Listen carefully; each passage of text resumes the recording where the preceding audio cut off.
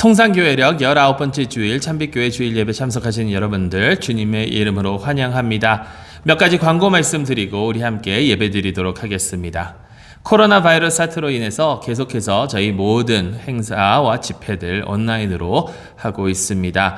앞으로 아마도 한 달 좀 넘게 계속해서 이렇게 온라인으로 진행이 될 것 같습니다. 좀 인내를 가져주시고 온라인을 통해서 우리 주일 예배와 주중 집회에 많은 참여 부탁드립니다. 이번 주 수요일부터 우리 계속 성경 공부가 다시 시작이 됩니다. 수요일 저녁 7시 온라인을 통해서 저희 수요 성경 공부 시작이 되니까 유튜브 채널을 통해서 많은 참여 부탁드립니다. 리처드 파스터의 책을 베이스로 해서 기독교 영성에 관한 그런 이야기를 우리 함께 나눌 예정입니다. 많은 참여 부탁드립니다. 계속해서 몇 가지 기도 제목을 놓고 기도해 주시면 감사하겠습니다. 무엇보다도 이 코로나 바이러스 사태가 하루속히 해결될 수 있도록 기도해 주시고요. 그리고 레바논에서 있었던 그 베이룻에서 있었던 그 폭파 사건을 통해서 많은 희생자들 를 위해서 기도해 주시고 또 한국에 있는 그 홍수 때문에 고통을 받고 있는 사람들 위해서 계속해서 기도해 주시면 감사하겠습니다. 그 밖에도 저희 교회 교우분들 또 영육간의 강건함을 위해서 우리 함께 기도해 주시면 참으로 감사하겠습니다. 이번 주는 또 특별히 진급주일입니다. 이제 새 학기를 시작하는 모든 학생들 하나님께서 지혜와 능력으로 항상 함께하여 주시기를 위해서 계속해서 기도해 주시면 감사하겠습니다. 이제 다 같이 우리 마음과 뜻과 또 정성을 모아서 하나님께 예배드리도록 하겠습니다. 기도하시겠습니다. 나는 하늘로서 내려온 산떡이니 사람이 이 떡을 먹으면 영생하리라. 전능하신 하나님, 성령을 보내셔서 교회의 생명과 빛이 되게 하셨습니다. 하나님의 부요한 은혜에 우리 마음을 열게 하셔서 사랑과 기쁨과 평화 속에서 성령의 열매를 맺을 수 있게 하소서. 이제와 영원토록 성부와 성령과 함께 한 하나님으로 살아계시고 다스리실 우리 주 예수 그리스도의 이름으로 기도합니다. 아멘. 우리 다 같이 사도신경으로 우리의 신앙을 고백하도록 하겠습니다. 나는 전능하신 아버지 하나님, 천지의 창조주를 믿습니다. 나는 그의 유일하신 아들, 우리 주 예수 그리스도를 믿습니다. 그는 성령으로 잉태되어 동전녀 마리아에게서 나시고 본디오 빌라도에게 고난을 받아 십자가에 못 박혀 죽으시고 장사된 지 사흘 만에 죽은 자 가운데서 다시 살아나셨으며 하늘에 오르시어 전능하신 아버지 하나님 우편에 앉아 계시다가 거기로부터 살아있는 자와 죽은 자를 심판하러 오십니다. 나는 성령을 믿으며 거룩한 공교회와 성도의 교제와 죄를 용서받는 것과 몸의 부활과 영생을 믿습니다. 아멘. 이 시간 우리 다 함께 하나님께 찬양 드리도록 하겠습니다.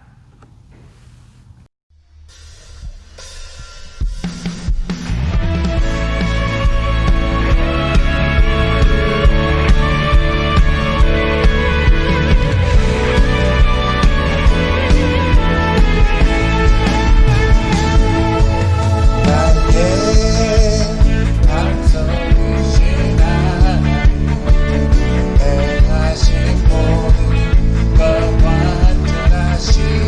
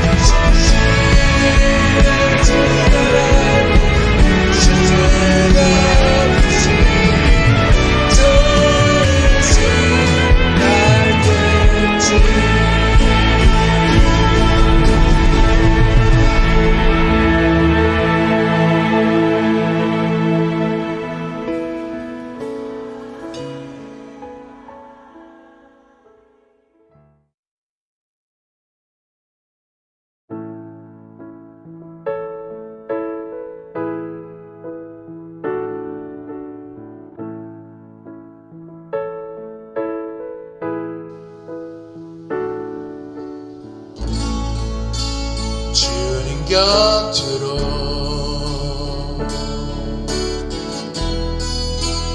날 이끄소서.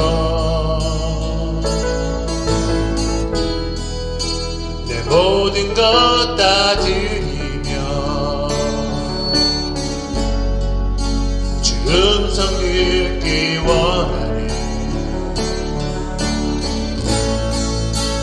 나의 참 소망 그 무엇과도 바꿀 수 없는 주 사랑 그 품 안에 나 안기 주님의 길로 인도하소서.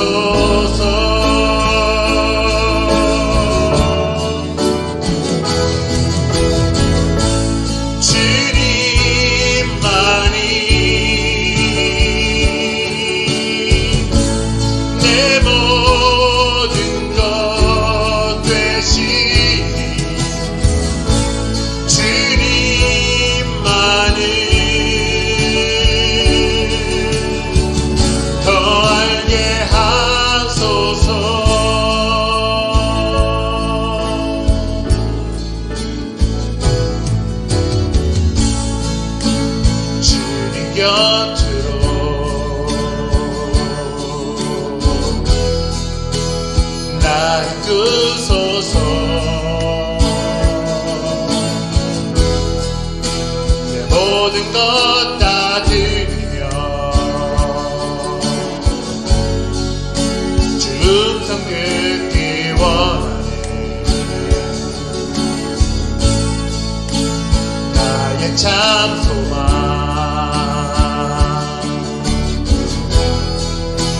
그 무엇과도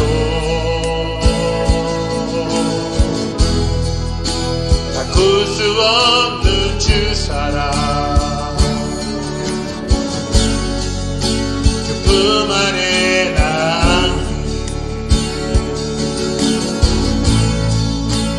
주님의 길로 인도하소서.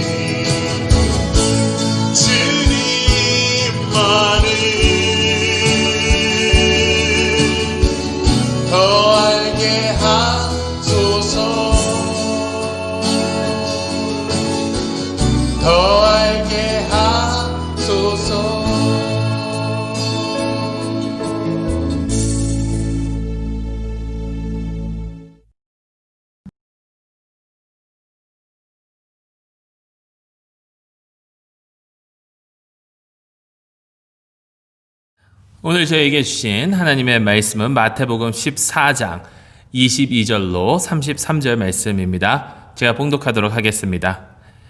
예수께서 즉시 제자들을 재촉하사 자기가 무리를 보내는 동안에 배를 타고 앞서 건너편으로 가게 하시고 무리를 보내신 후에 기도하러 따로 산에 올라가시니라. 저물매 거기 혼자 계시더니 배가 이미 육지에서 술이나 떠나서 바람이 거스름으로 물결로 말미암아 고난을 당하더라. 밤 사경에 예수께서 바다 위로 걸어서 제자들에게 오시니 제자들이 그가 바다 위로 걸어오심을 보고 놀라 유령이라 하며 무서워하여 소리 지르거늘 예수께서 즉시 이르시되 안심하라 나니 두려워하지 말라.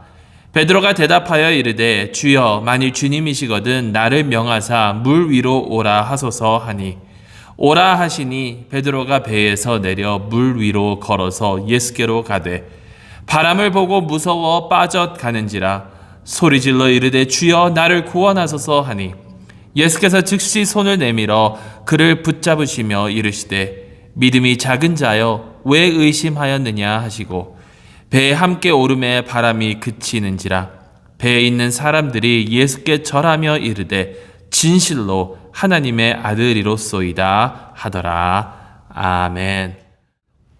하나님의 백성을 위한 하나님의 말씀입니다. 하나님께 감사드립니다.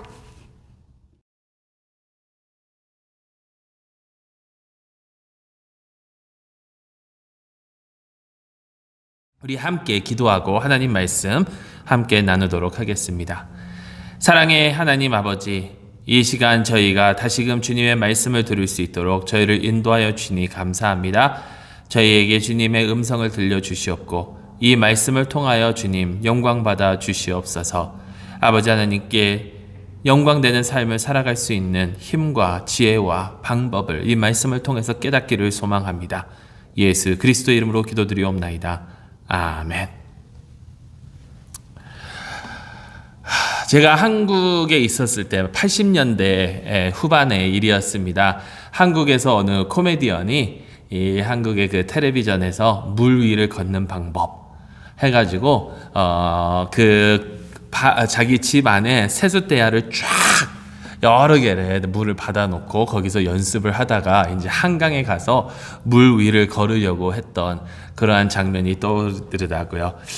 물 위를 걸을 수 있는 방법 여러분 혹시 아십니까? 물 위를 걷는 방법. 그 사람이 이렇게 얘기합니다. 발 하나를 물에 이렇게 밟습니다. 물을 밟습니다. 그리고 그 발이 빠지기 전에 다른 발로 물을 밟고 이렇게 해서 빠지기 전에 밟고 이렇게 굉장히 빠른 속도로 하면 된다라고 이야기를 하더라고요.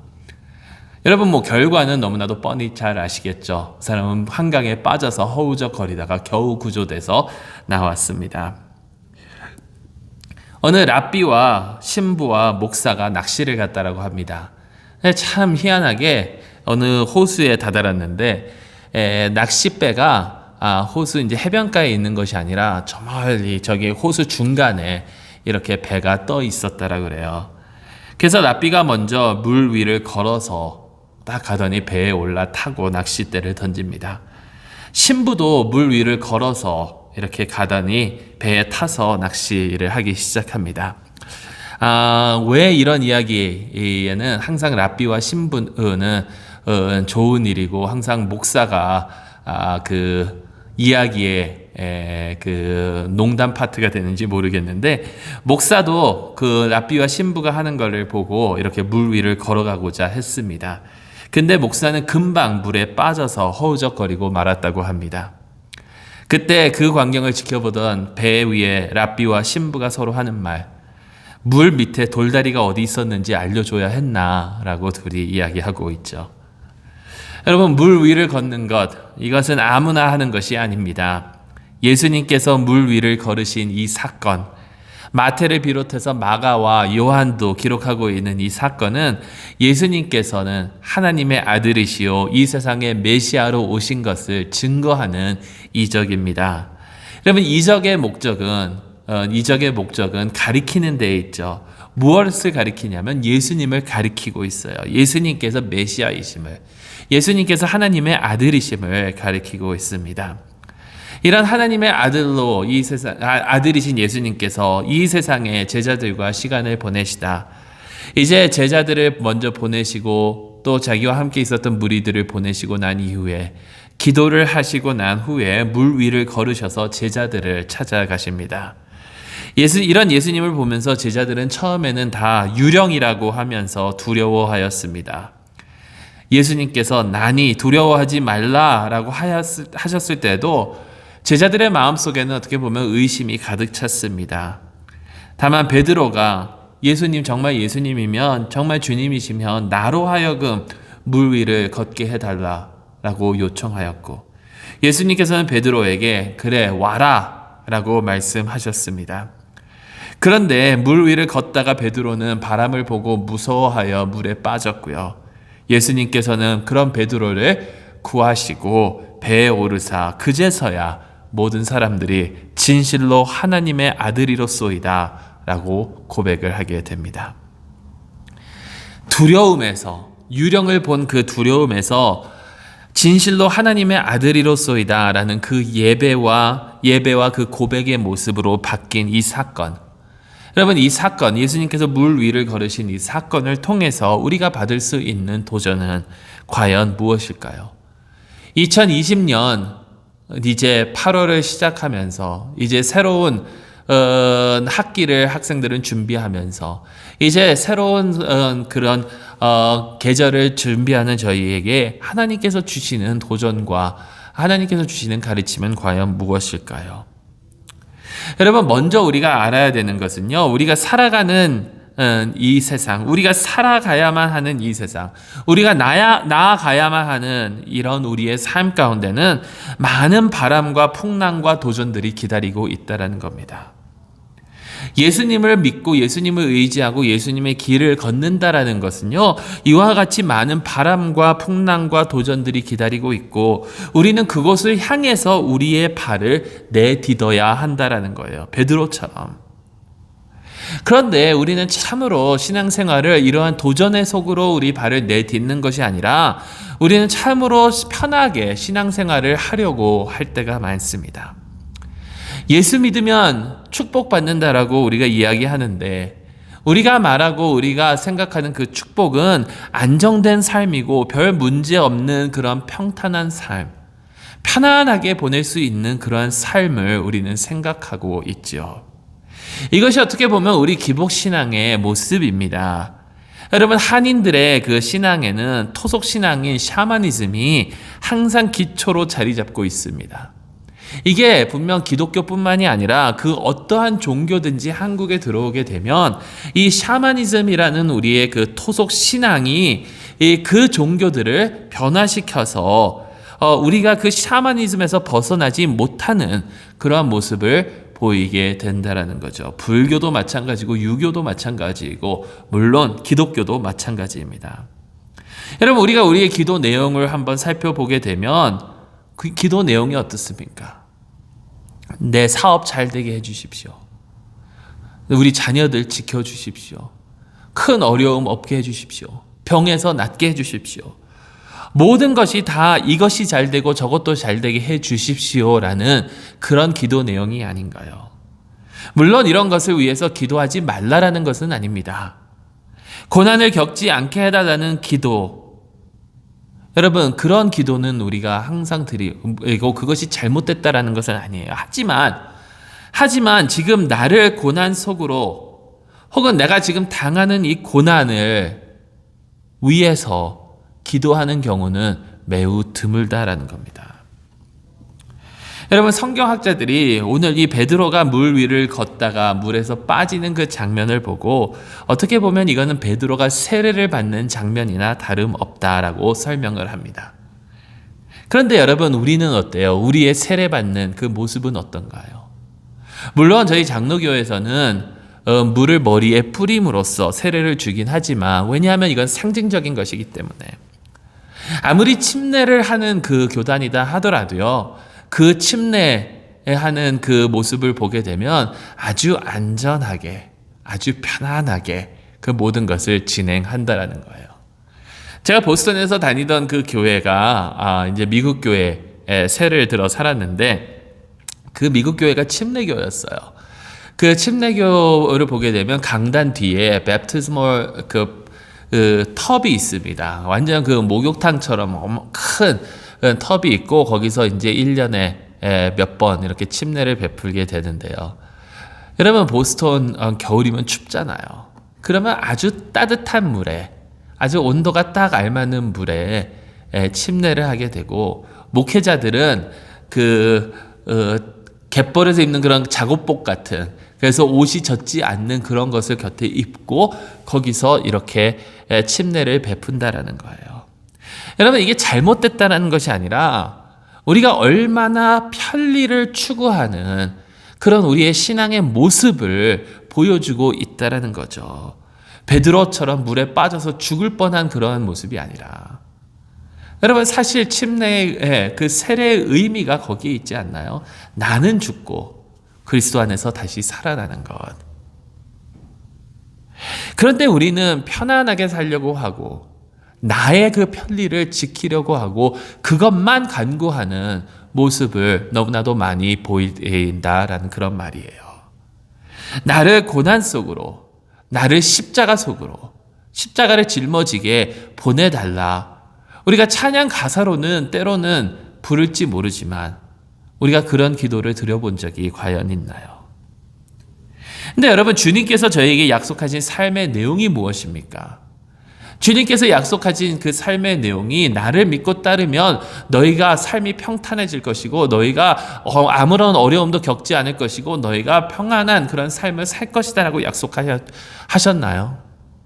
아니, 오직 주님께서 저희에게 약속해 주신 그런 예수님을 따르는 삶, 제자의 삶은 자신을 부인하고 십자가를 짊어지는 그런 삶이 아니었던가요?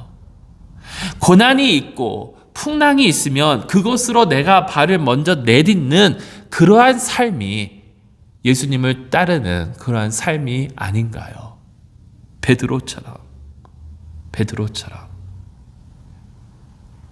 여러분, 때로는 우리는 베드로가 나서기를 좋아하고 잘난 척하고 성급한 사람으로 생각할 때가 많습니다. 저도 베드로의 이미지는 항상 그랬어요. 그런데 여러분, 이 말씀을 보게 되면 물론 성급한 마음도 있고 나서려는 그런 마음도 있지만 베드로는 믿음의 제자였습니다. 그는 예수님의 제자로서 자신이 있어야 할 곳이 그 배 속에서 안전하게 있는 것이 아니라 주님께서 계시는 그 풍랑의 바다 위라는 것을 그는 알았다라는 거예요. 그것이 아무리 두렵고 어려운 곳이다 하더라도 주님께서 계시는 곳이니까 베드로는 주님께서 오라고 하시는 그 말씀에 의지하여 발을 내딛습니다. 여러분, 저희 가운데 그 누가 과연 파도를 보고 풍랑을 보는데 거기에 우리가 발을 디딜까요? 베드로는 디뎠어요. 여러분, 우리가 있어야 하는 곳이 과연 어디입니까?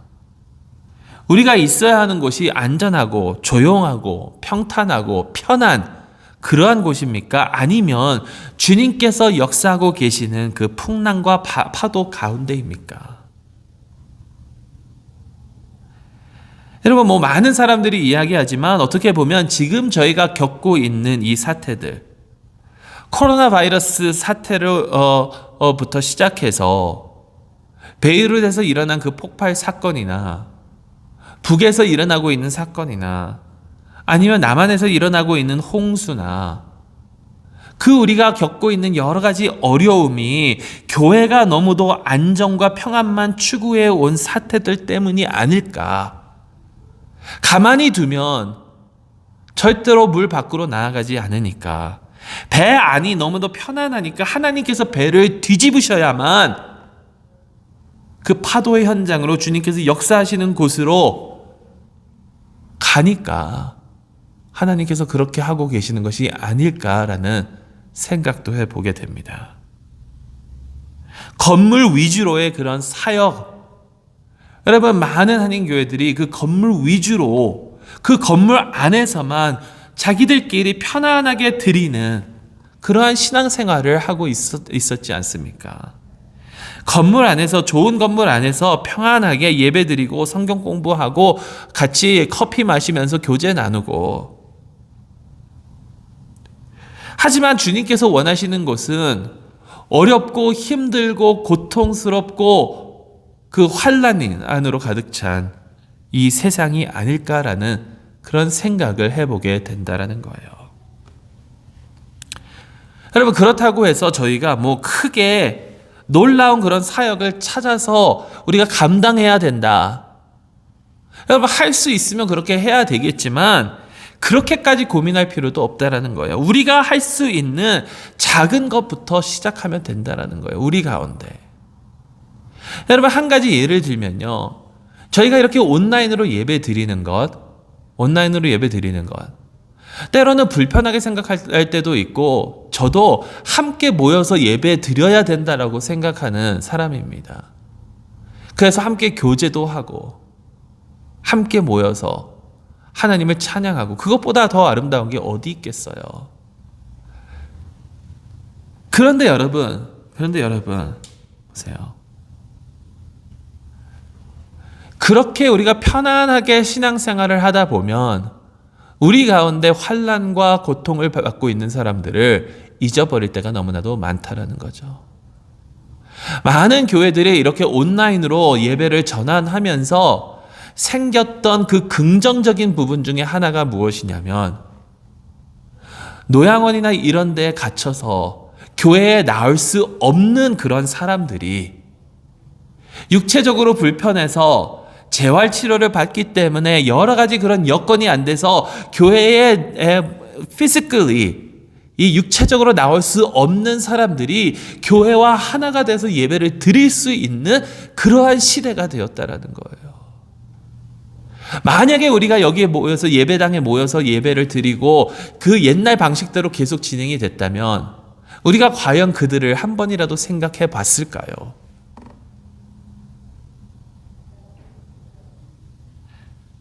여러분, 뭔가 크게 이 세상이 놀랄 만한 그런 사역을 찾기보다는 우리의 삶 가운데 우리의 위치에서 하나님 앞에 우리가 할 수 있는 그런 사역을 한번 찾아봐야 되지 않을까. 우리가 어떻게 하면 풍랑이 있는 곳에서 주님과 함께 할 수 있을까를 저희는 생각해 봐야 한다라는 겁니다. 그러면서 두 번째로, 이렇게 풍파 가운데, 파도 가운데에서 우리는 주님만을 바라보며 나아가야 된다는 거예요. 자칫 잘못하면 우리가 그 풍파 가운데 우리 자신에게 공을 돌리고 우리가 잘난 것처럼 생각할 때가 많다라는 겁니다. 그렇지만 우리는 반드시 주님만 바라보고 주님만 의지해서 나아가야 돼요. 여러분, 주님께서 오라 하시니까 베드로는 물 위를 걷습니다. 그러다가 바다에 빠지기 시작하죠. 여러분, 베드로가 언제 빠집니까? 언제 빠졌습니까? 예수님을 바라보면서 걸을 때는 잘 걷다가 파도를 보고 두려워하니까 빠지기 시작했어요. 자기의 초점을, 자기의 눈을 예수님에서 파도로 전환하니까, 예수님을 바라보다가 파도를 바라보니까 자기 마음속에 두려움이 생겨나고 그는 바다에 빠지기 시작했다는 겁니다. 자신이 처해 있는 그 처지를 보고 있을 때에 빠지기 시작했다는 거예요. 주님을 봐야 하는데. 여러분, 교회가 왜 어려움을 겪습니까? 왜 이 세상으로부터 비판을 받습니까? 믿는 자들이 왜 넘어지고 물에 빠집니까? 왜 교회가, 기독교가 개독교라는 그런 이야기를 듣고 왜 손가락질을 받습니까? 이것은 모든 것을 주관하시는 주님을 바라보지 않고 자신들이 놓여 있는 그 상황을 보기 때문이다라는 거예요. 여러분, 그 상황 가운데에는 자신들이 해낼 수 있다라는 그 자만심도 포함이 되어 있다라는 거죠. 상황을 보고, 나의 처지를 보고, 여러분, 어떨 때는 나는 하지 못해, 우리는 하지 못해라고 낙심하는 경우가 있나 하면 우리 스스로 다 할 수 있어 라고 자만하는 경우도 있다라는 거죠. 그렇게 되면 전자이건 후자이건 간에 우리의 눈을 예수님으로부터 떼고 우리의 상황을 보게 되고 우리의 처지를 보게 되면, 여러분, 그렇다면 물에 빠질 수밖에 없다라는 거예요. 여러분, 우리의 개인적인 모습도 한번 살펴보세요. 신앙생활을 하면서 우리가 겪는 그런 모든 상황을 주님께 맡기는 것이 아니라 스스로 해결하려고 하는 우리의 모습. 여러분, 우리가 기도하지 않는 이유가 무엇입니까? 우리가 말씀 보지 않는 이유가 무엇입니까? 하나님의 지혜대로, 하나님의 뜻대로, 하나님의 도움을 받아서 이 세상을 살아가려고 하는 것이 아니라 내가 스스로 이것을 다 해결할 수 있다라고 믿기 때문이 아니에요. 그러니까 나 주님 도움 필요 없으니까 기도 안 하는 거지. 여러분, 우리가 겪고 있는 상황들은요, 우리가 스스로 해결할 수 있는 것들이 하나도 없습니다. 우리가 이 세상을 살아가면서 오로지 우리는 주님께만 초점을 맞추고 나아가야 된다는 거예요. 주님을 보지 않으면 상황을 보게 되고 결국 내 자신을 보게 되고 그러면서 우리는 빠질 수밖에 없다는 겁니다. 여러분, 제가 바라는 것은요, 교회들이, 저희 교회를 포함해서 저희 교회들이 지금 현재 이 순간 주님을 바라보는 그런 기회가 됐으면 합니다. 저희가 속해 있는 이 미국 장로교회 중 안에 한인교회 그 커커스 그 총회가 내년이면 50주년 희년입니다. 근데 내년이면 저희 교회는 뭔지 아세요? 저희 교회는 40주년이에요.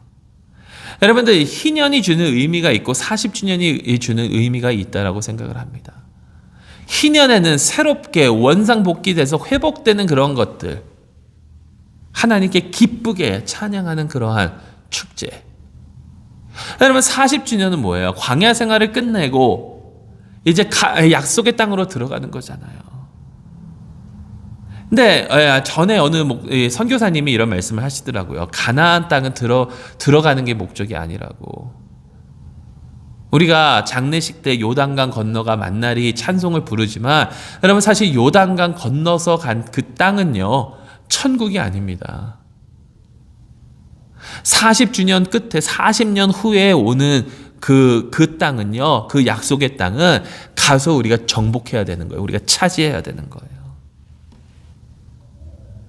그렇다면 희년을 맞이하는 NCKPC나 40주년을 맞이하는 저희 교회나 우리가 어떻게 주님을 바라보고 나아가면서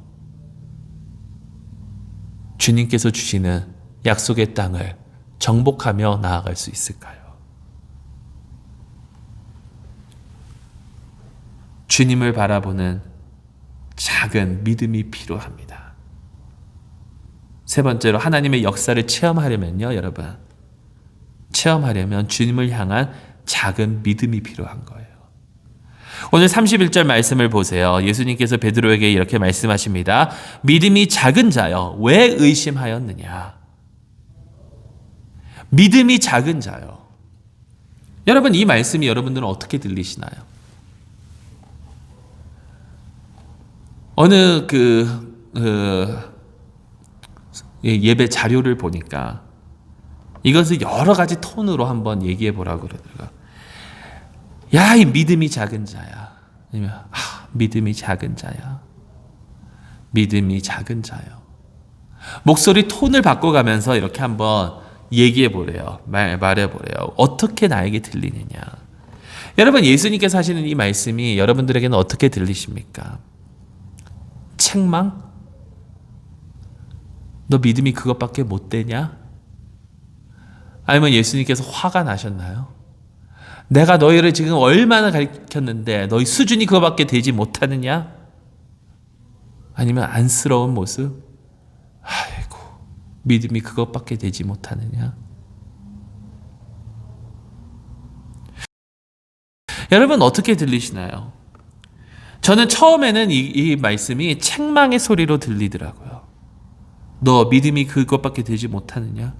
베드로야, 너는 내 수제자 아니냐? 그런데도 믿음이 그것밖에 안 되냐? 여러분, 이게 어떻게 보면 나에게 주시는 말씀이라고 생각하면, 너 예수님 믿은 게 얼만데, 너 지금 신앙생활 한 게 얼만데, 너 모태신앙이라고 하면서, 너 교회 목사라고 하면서, 장로라고 하면서, 집사라고 하면서, 너 이렇게 섬긴다고 하면서 아직도 믿음이 그것밖에는 안 되느냐? 더 큰 믿음을 가져라. 믿음이 그것밖에 되지 않으니까 빠지지. 여러분, 그런데요, 이 말씀을 계속 묵상하다 보니까 그것이 아니더라고요.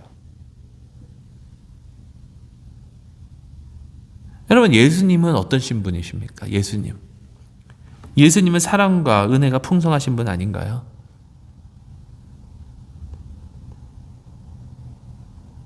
길 잃은 어린 양, 목자 없는 길 잃은 어린 양 같은 우리를 보시는 예수님께서 야, 너 그것밖에 안 되냐? 라고 과연 하실까요? 우리가 어떠한 실수를 하든지 얼만큼 부족하든지 우리를 사랑으로 덮으시는 분이 바로 우리 예수님 아닌가요? 그렇다면 여기서 믿음이 작은 자라고 예수님께서 베드로에게 말씀하시는데 그 믿음이 작은 자는 과연 무엇일까요? 여러분, 마태복음의 믿음이 작은 자에 대한 이야기가 마태복음 17장 20절에 나오죠. 예수님께서 그렇게 얘기하십니다. 겨자씨 한 알만한 그런 믿음이 있다 하더라도 이 산더러 절로 옮겨져라 하면 옮길 수 있다고. 여러분, 상상을 해보세요. 겨자씨만큼 작은 그 겨자씨 한 알의 그 믿음, 그렇게 작은 그 믿음, 이 믿음만 있으면 산을 옮길 수 있는 그 놀라운 일을 행하는데, 바로 전에 무슨 사건이 있었죠? 오늘 저희가 읽은 그 사건 전에 저희가 함께 봤지만 5,000명을 먹이시는 그 놀라운 사건, 오병이어로. 여러분, 작은 믿음 하나가 놀라운 역사를 가져다 준다라는 거예요. 작은 믿음 하나가.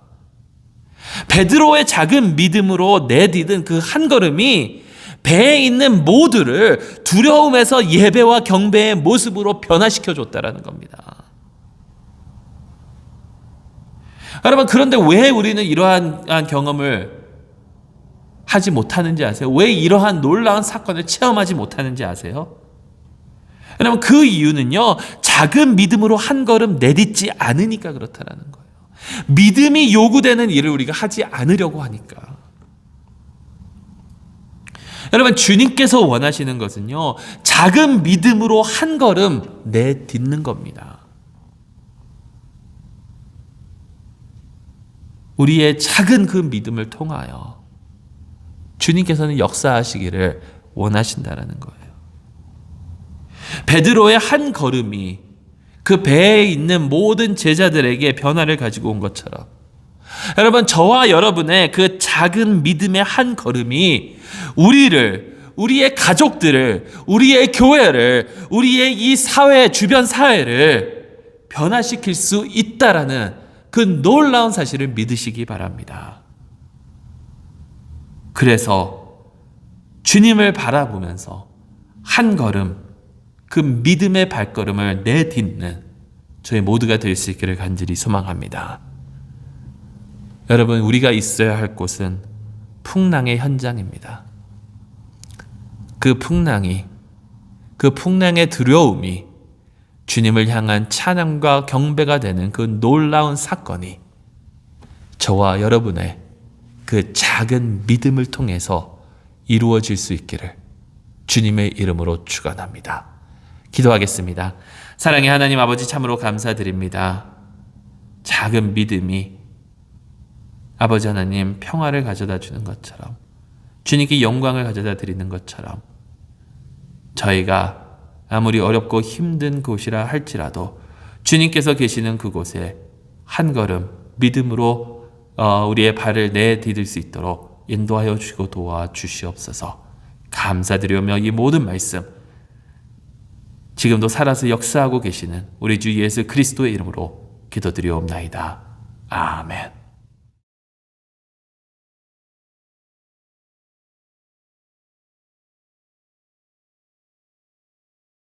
이 시간 우리 함께 주님의 식탁 나누는 귀한 시간 가지도록 하겠습니다. 저희가 지난 몇 달 동안 함께 만나지 못해서 참 아쉬움이 많지만, 이렇게 이 식탁을 통해서 저희가 주 예수 그리스도 안에서 한 몸이요 예수 그리스도의 피를 나눈 그런 한 형제 자매임을 고백하는 그런 귀한 시간입니다.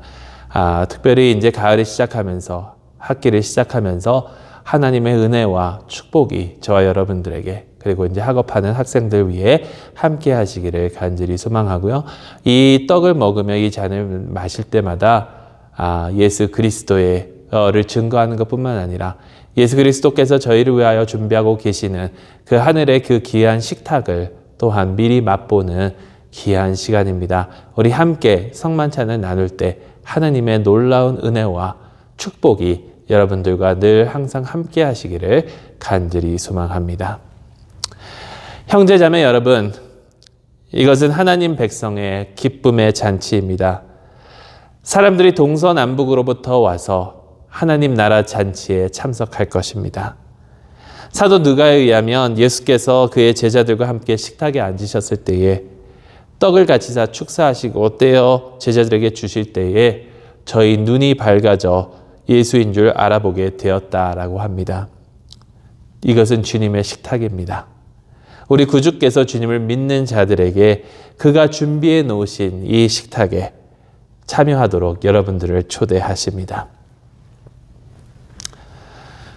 우리 주 예수 그리스도께서 잡히시던 밤 떡을 가지사 살해하시고 떼어 제자들에게 주며 가라사대 받아 먹으라. 이것은 너희를 위한 내 몸이니 이것을 행하여 나를 기념하라 하셨습니다. 이와 같이 잔을 가지시고 가라사대 너희의 죄 사함을 위하여 흘리는 바 이 잔은 내 피로 세운 새 언약이니 이것을 마실 때마다 나를 기념하라 하셨습니다. 그러므로 우리가 이 떡을 먹으며 이 잔을 마실 때마다 부활하신 주님의 구속의 죽으심을 그의 오시는 날까지 선포하는 것입니다. 우리 함께 기도하겠습니다. 오 사랑의 하나님, 우리가 감사를 드립니다. 말씀과 성례를 통하여 하늘로부터 오시는 참 떡이시며 영생의 양식 되시는 하나님의 아들을 우리에게 주시니 감사드립니다.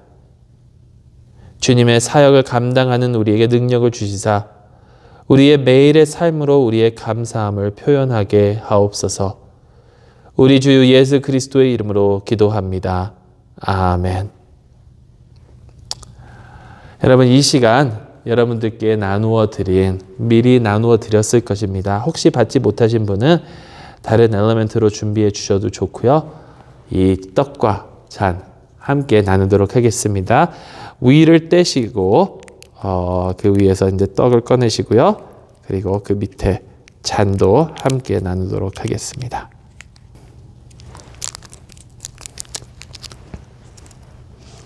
그러면 떡과 잔을 함께 나누는 귀한 시간 갖도록 하겠습니다.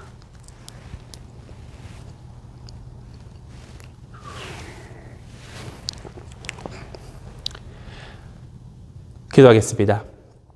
사랑의 하나님 아버지, 저희에게 주님의 살과 주님의 피를 함께 나누며 그리스도 예수의 죽으심을 선포하며 하나님께서 저희를 위하여 준비하고 계시는 그 천국의 잔치를 미리 맛보게 하여 주심을 감사합니다. 사랑의 하나님 아버지, 이 거룩한 것을 받은 저희가 이 세상에서 주님만을 위하여, 주님의 영광만을 위하여 살게 하시고 주님께서 주시는 이 힘과 능력으로 늘 승리하게 하여 주시옵소서. 감사드리오며 이 모든 말씀 우리 주 예수 그리스도의 이름으로 기도드리옵나이다. 아멘.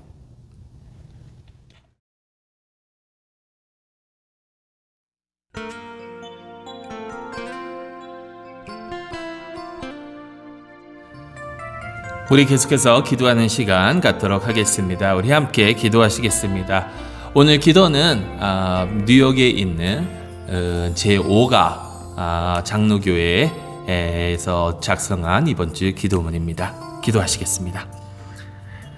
모든 만물을 창조하시고 주관하시는 사랑과 은혜의 하나님, 하루하루를 살아가는 우리와 함께 하시고 우리를 인도하여 주셔서 우리가 숨쉬는 이 순간순간들이 하나하나 다 주님의 축복과 은혜임을 깨닫게 하소서. 소망과 치유의 하나님, 환난과 어려움 속에서도 항상 함께 하신다는 약속을 하셨습니다. 질병으로, 가난으로, 굶주림으로, 중독으로, 폭력으로, 슬픔으로 고통받고 있는 자들을 주님께서 사랑으로 함께 하셔서 그들이 주님의 임재를 통해 힘과 소망을 얻게 하소서. 억압된 자들을 기억하라고 말씀하신 하나님, 이런저런 이유로 억압되어 있는 이 세상의 많은 자들을 주님께서 기억하여 주시고 오로지 그들에게 주님의 정의와 사랑으로 함께하여 주셔서 그들이 구속의 소망을 가지고 살아가게 하소서. 코로나 바이러스로 인하여 우리나라와 온 세상이 고통을 받고 있습니다.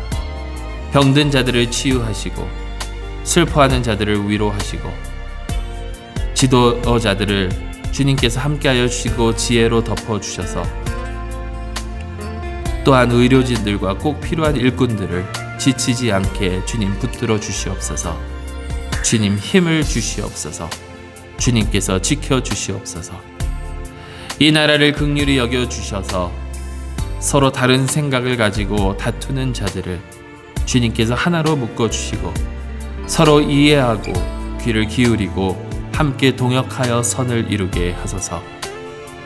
우리의 개인적인 삶 가운데 힘들고 어려운 순간들 주님께서 그 모든 일을 해결하여 주시고 서로를 용납하고 용서하고 주님의 사랑을 실천하는 저희가 되게 하소서. 악을 사랑으로 이기게 하소서. 굳게 닫혀있는 길들을 열어주시고 불확실한 길에 불을 밝혀주시고 우리가 나아가는 길을 평탄케 하여 주시고 주님을 향한 믿음을 가지고 담대히 기쁘게 나아가게 하소서. 우리 함께 계속해서 기도하는 시간 갖도록 하겠습니다. 코로나 바이러스 사태로 인하여 힘들고 어려운 상황에 처해져 있는 자들을 또 특별히 의료진들을 위해서 기도해 주시고 아까 광고에서 나눴듯이 베이룻에 일어난 그 폭파 사건으로 인하여 희생당한 자들 또 한국에 있는 그 홍수로 인하여 삶의 어려움을 겪고 있는 자들을 기억하여 주시고 그분들을 위해서 기도하여 주시고 특별히 또 우리 교회 교우분들 한 분 한 분 주님께서 영육간의 강건함으로 붙들어 주시기 위해서 기도해 주시고 특별히 이제 새 학기를 시작하는 학생들 주님께서 지혜와 안전으로 항상 함께하여 주시기 위해서 우리 함께 기도하는 시간 갖도록 하겠습니다. 함께 기도하시겠습니다.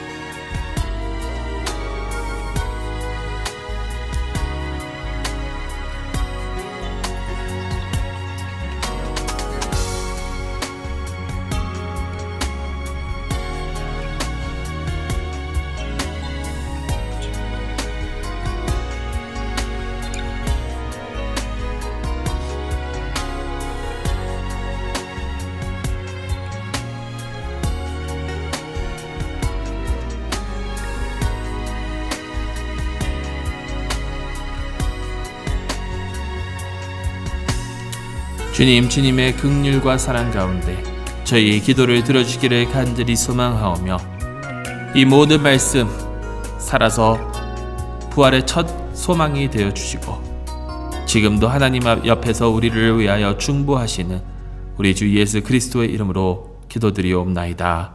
아멘. 우리 다같이 찬송가 384장 나의 갈 길 다가도록 함께 부르신 후에 축도로 예배 마치도록 하겠습니다.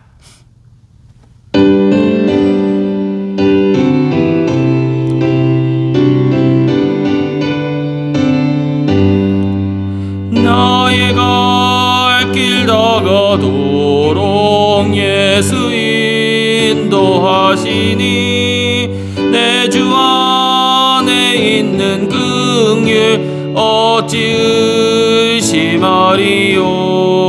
믿음으로 사는 자는 하늘 위로 받겠네. 무슨 일을 만나든지 만사 형통하리라. 무슨 일을 만나든지 만사 형통하리라. 나의 갈 길 다가도록 예수 인도하시니 어려운 일 당한 때도 족한 은혜 주시네. 나는 심히 고단하고 영혼 매우 가라나 나의 앞에 반석에서 샘물 나게 하시네. 나의 앞에 반석에서 샘물 나게 하시네.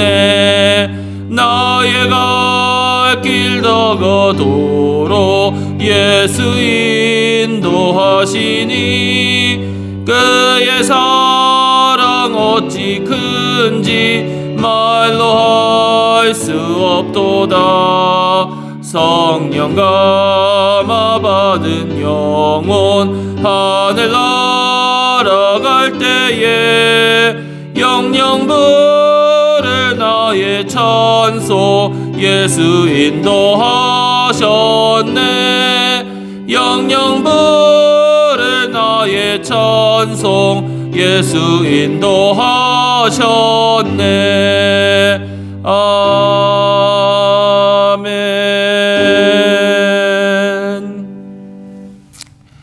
이제는 우리 주 예수 그리스도의 은혜와 아버지 하나님의 크시고 놀라우신 사랑과 성령 하나님의 감화 감동하시고 인도하심이 오직 주님 한 분만 바라보며 이 세상의 그 어떠한 곤란한 일과 환난 중에서도 승리하며 살아가기를 소망하는 주님의 백성들 머리 위에, 그리고 이제 새 학기를 시작하면서 학업을 통하여 주님께서 원하시는 주님의 아들, 주님의 딸이 되어 나아가기를 소망하는 학생들 위해 이제부터 영원토록 함께 하시기를 간절히 축원하옵나이다.